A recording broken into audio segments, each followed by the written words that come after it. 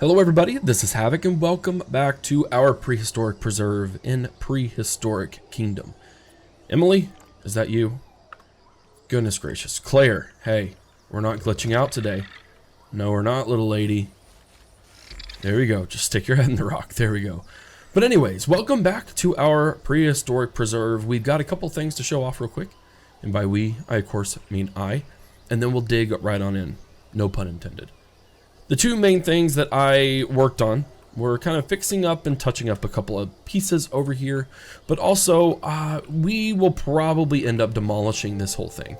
I'm going to see what happens with the new update. If the new update fixes pathfinding like they are anticipating it should, we will drop our entry guest thing right into here like it was originally. And I'm considering dropping in some more exhibits around this. Some of the smaller creatures, nothing too wild or crazy, because again, we want them in the park. We don't want them meandering around the entrance. However, in the last episode, you'll notice that I still have one of these here, and I had another one over there, and I thought it'd be really cool to try and evenly distribute the population by having another entryway over here. It doesn't make much sense in terms of reality, but you know what, at this point, who really cares? I do just really enjoy how this looks overall because it's just a really cool, neat little thing that I created. Now, outside of that, there are a couple of assets that I found that I really want to bring in here. One of them is this natural aviary. Now we have an aviary over here, but it is very basic. And I love the way that this looks though. This is just a super fantastic piece of artwork that again, I want to figure out a logical and sensible way to bring into the park. It's just really nice. Again, we can kind of, we can fabricate all the different things in here, which will make it a really fun exhibit overall. And maybe that's what we put in here, or goodness gracious, one of the other things that we could do is to slap this thing in here. That would be pretty fun. So those are the two big updates that we had here, and we can see already that there's people collecting. I really do hope that they fix this, but we'll see what happens. Today, we are going to focus on this exhibit. This is our wetlands part, if you will remember. If you don't, well, or if you're new. This is going to be our wetlands exhibit. We are in Boggy Dunes. You will remember Boggy Dunes, and it splits. It goes into our desert, and then it goes into our swampland. So we're really going to encapsulate that idea of a swampy mess, and we are going to end up transporting all of the dinos that are over here into that new exhibit, because once again, we are going to be working on the coast area, will be this section of the park. Now there's a couple things that I really want to try and accomplish with this, and this is to make things, this is our deepest exhibit yet, and by deepest I mean like it is the furthest back. And so one of the things we're going to have to consider is working on visibility. Now there are some visibility things here, but they are rather limited. You can see that, well, I can't get all the way to the back there. I have some ideas that I'm hoping I'll be able to execute. So we are going to start with a rather lengthy thing. This is our largest exhibit yet as well, so it will take some time, but HForHavoc should be back. And if he is back, then you'll have a hopeful, delightful treat listening to him explain all the processes. But thank you guys for showing up. I hope you enjoy the build. Let's get to it. And welcome everybody to Timeline Havoc. This is going to be a rather large build, and so I'm not going to talk the entire time. Just want to let you know that now. But essentially, one of the issues that I had with the previous park was that I focused too much on large scale projects and they took too long. So one of the things that I wanted to do here was something that was still large scale in scope, but was achievable without me taking, 3 or 4 hours to build it. So I do rely largely on prefabricated products because of that. If I didn't have a wife and kids, if I did this full time, I might do more customizable things. But in this case, this is what is going to save me from that scale burnout. And so what we have here is a very unique build. I don't know that I've seen anyone do something like this, which is always a fun aspect to consider and to accomplish, is something that is truly unique. You know how we always rely on the rocks to build our walls to kind of do our separations. Well, what I chose to do was kind of an entryway, so that way, entryway to the cave system. That way we could focus on, a ground formation. But then I knew as soon as I saw this observation deck while I was browsing modular pieces beforehand, I knew exactly what I wanted to do with it, and this is what is a result of that. So what we are going to do here, what I am going to do here, is I am going to flip them, reverse them, and make them into one cohesive building. Now that is rather difficult, and it's going to take a while simply because there are so many different small pieces to this section. And then on top of that, I have to take these two pieces, which weren't designed to be flipped and molded together, and I have to make a bridge that connects them both. This was a very challenging build for me, but it wasn't overwhelming. And you'll see that throughout is just a lot of innovation, because that's what this truly takes. I loved every aspect of this, I'm not gonna lie. Figuring this out was one of the best brain teasers that I've had to consider and build for a park like this. So what you're gonna see is a progression of me figuring this out. I'm not gonna talk through the whole thing of how to make this a comprehensive build. And there's gonna be a lot of tweaking, there's gonna a lot of reversing, a lot of ingenuity in here. But then once I get done with this, just a little bit of a teaser, is that I'm going to try and hide this, quote unquote, from the dinosaurs. I basically want to make sure that the dinosaurs don't see just a whole bunch of steel fabrication and a whole bunch of wood and wondering what the heck this is. I do want to try to make this as bit of immersive as possible without it being like, okay, this is a little bit ridiculous. So I do hope you enjoy the rest of this build. I hope you get excited about what it means and kind of the purpose and the intentionality behind it, because this is one of my favorite builds so far ever. And this is the kind of scale that is accomplishable for myself. So keep this in mind. I want to try and do this going forward, especially when we start hitting these larger dino exhibits. It's going to be achievable, even if the scale is going to be quite large. So that's all for me, guys. I really don't like talking through the whole thing because it doesn't make a lot of sense. Halfway through, enjoy the rest of it.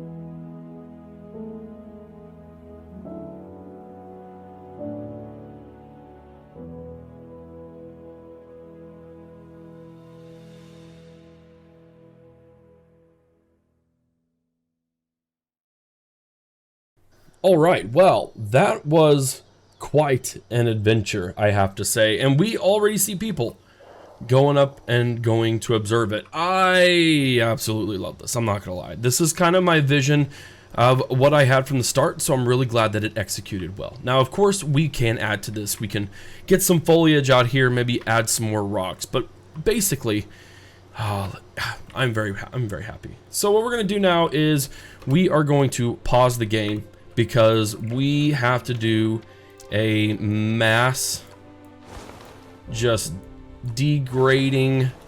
Oh, this kills me inside, but I know we will flesh it out with something even greater in the future. And I have to move these individually. Okay, well, we're just going to do this real quick. Be right back. All right, now that we moved them, we can see what's going on. Check their habitat needs. Okay, we are all sorts of out of whack here. We're way too much water and not near it. Okay, yeah, we've got some things to do.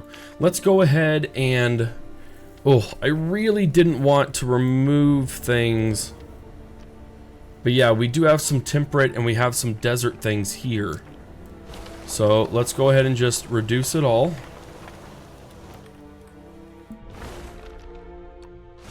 We gotta be wary of what we're doing on this front. Okay, so we're good here now, right? We're good? Nope, there's a hint of something coastal here. And I don't know where it is or where they are seeing it. We're good there because they like coastal. That's nice and everything, but they don't like coastal. They like tropical and they like wetlands. So we need to figure out what it is. Is it this? Surely it's not these. Do these count as objects in which, or are we gonna have to remove some of these trees? Are they within? They probably are kind of within the parameters. But even then, I think these are bayou trees. So they shouldn't be affecting. Maybe it's this. It's gotta be that, right? Ah, dadgum. I don't know where they're seeing it. And odds are they may even be getting it from here.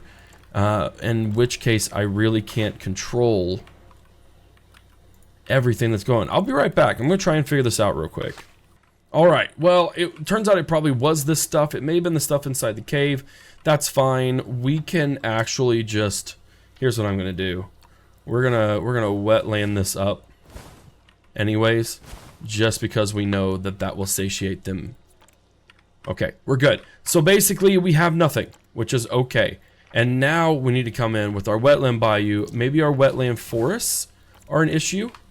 They shouldn't be. Ideally, we only have the wetland biomes being represented here.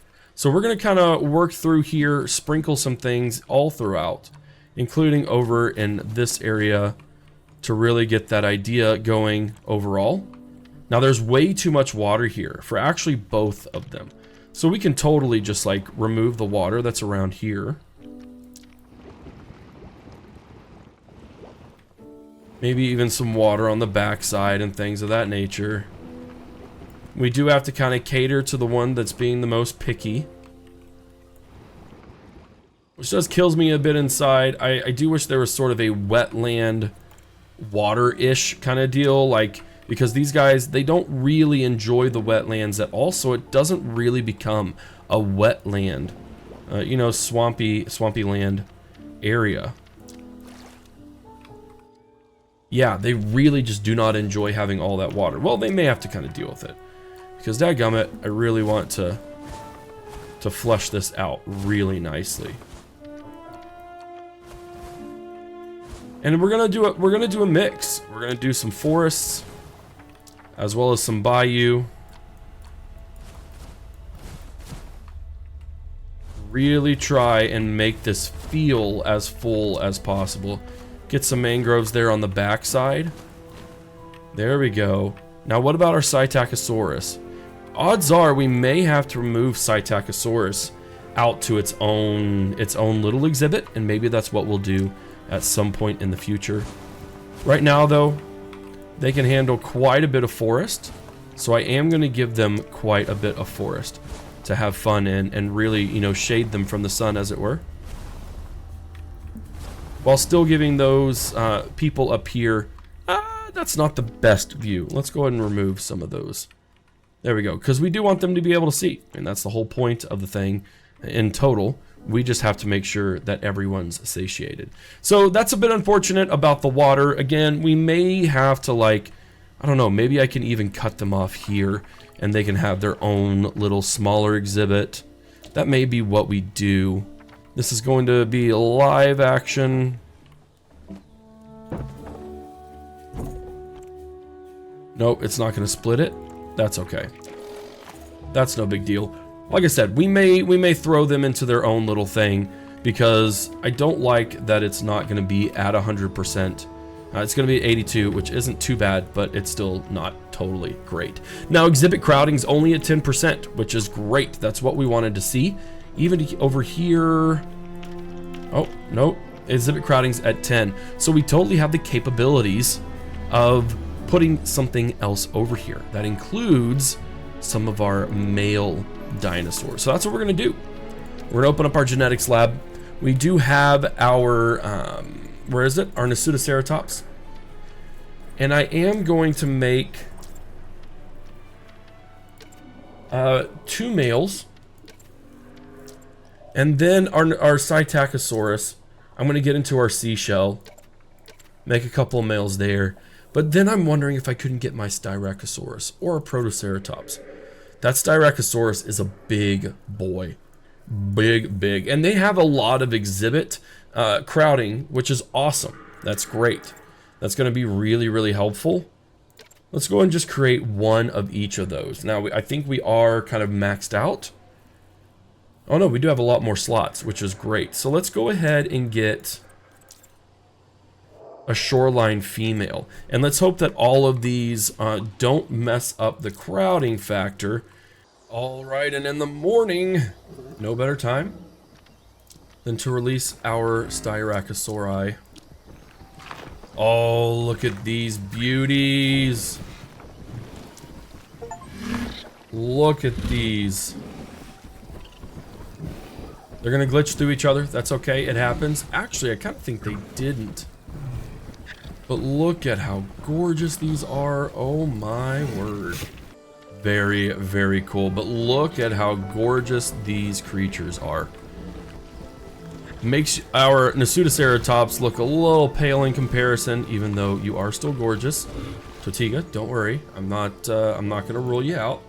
And we're not even at the maximum of our crowd sourcing, which is also a really great positive. Now, I don't know where my... There we go.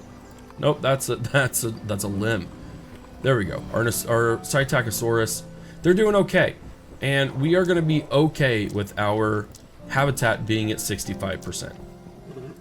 And that is because they need to get over it, basically, and be okay with that sort of deal.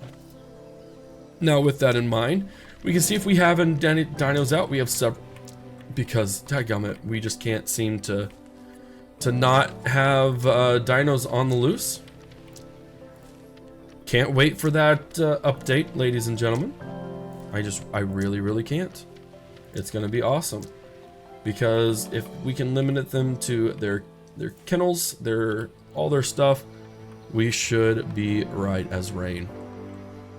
Now, I probably will end up putting a few more Styracosaurus into this exhibit because it should drive up sales a little bit. I'm not entirely sure. We do have a lot of animal diversity here, so I don't understand what's going on and why they're only giving me, you know, a 2.5 stars, 2 3/4 stars. Because, goodness gracious, also, Prehistoric Kingdom has been renamed to Prehistoric Preserve a dozen times. So if we get that growing, that would be great. Now, excavations wise, looking to the future, we are going to look into our Camarasaurus. I have more than enough available funds to do that. But I do think we also need to lean into our other dinosaurs we haven't put in yet, like our Pachyrinosarus, as well as our Edmontosaurus. And again, that's a coastal dinosaur. This is a wetland, so to be quite honest, we could actually get into another series of dinosaurs and do our Pachyrinosarus. But it says that the nursery is too small, which I think is a little weird, unless they aren't recommending this one, which is what it probably is. I bet that's what it is. So we are going to go ahead and get a female and two males, or two females and a male, much like we did with the Styracosaurus. And we have the available funds to do it, so we might as well go ahead. 400 is intense, but again, we want to make sure that we aren't, that I am not wasting your time in trying to get this sort of stuff set up and running. Now, there's no food available in enclosure 4. Is this enclosure 4? You are correct. In fact, let's just go ahead and remove that, so that way it isn't a hazard and it isn't a problem. What are you doing? What are you doing? Please get back into your area. Cool. All right. We're going to get these 3 ready to rumble in the jungle. We're going to release our Pachyrinosarus, and then we are going to be done. I have really enjoyed all of this, guys. It's been so much fun creating these and seeing the park evolve, come to life, seeing people come in and enjoy. We need to put signs up. We need to put signs and displays into there, but we're spreading out our people as best as we can so they take advantage of all that there is to enjoy with this sort of deal. We should be close to being done. Close, but not super close. Now, as for the future, and I'm going to go ahead and speak to this a little bit, we are essentially done for now with our desert and our swampland areas, because we can unlock more in the future, but we really, really need to get to our coastal. So I'm going to do some research. I'm going to have some fun with this, and we are going to basically just say, hey, we're going to have some fun. And I'm going to get my sauropods in, which is what people have been looking forward to the most. That will take a significant investment overall, but it'll be 100% worth it. All right, here we go, ladies and gentlemen. Just as the sun is setting, look at these gorgeous, oh my word, did you see that little giddy up? Oh my goodness, look at these. Oh, don't glitch through, don't glitch through. They look fantastic. Very cool. Ladies and gentlemen, we've officially hit 3 stars in our park. Again, that should drive up sales. That should allow lots of awesome things to happen. But most importantly, at the end of this episode, it means that we will continue on the next time I get on. Ladies and gentlemen, thank you so much for hanging out with me today. I hope you enjoyed the park. I hope you enjoyed the new exhibit and the kind of sky bridge area that we're able to look into our Pachyrinosarus and all of our ceratopsians. Overall, it's been fantastic, and our score is absolutely massive here. If you enjoyed the channel, you know what you can do. You can subscribe to the channel, leave any comments, you can share the videos, you can become a member, in which case I'll dedicate something to this park, to you, as well as other people. It just depends on the situation. Guys, once again, thank you so much. This is Havoc, and I'll see you in the next episode. These are nature's greatest creations. This is your park. This is Prehistoric Kingdom.